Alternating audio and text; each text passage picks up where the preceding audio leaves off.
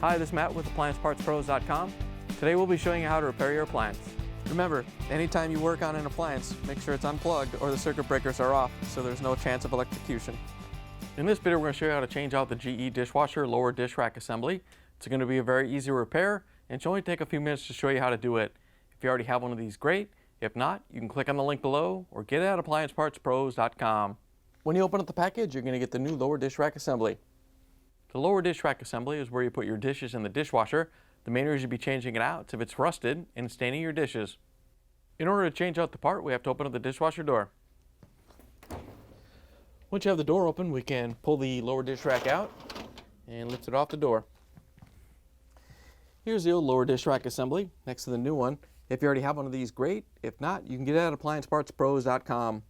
Looks like they redesigned the lower rack and made it bigger, so you're going to have to take the silverware basket off the door and put it in this side of the rack. In order to put the new lower dish rack in, first thing we have to do is take the silverware basket off and set it aside for a second.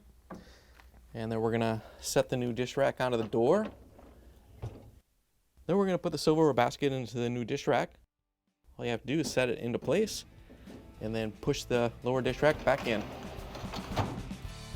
Once you have it in, you can close the dishwasher door, plug it back in, and take it for a spin. Thanks for joining us for another successful repair brought to you by AppliancePartsPros.com. Check out our other repair videos on our site, Facebook, and YouTube.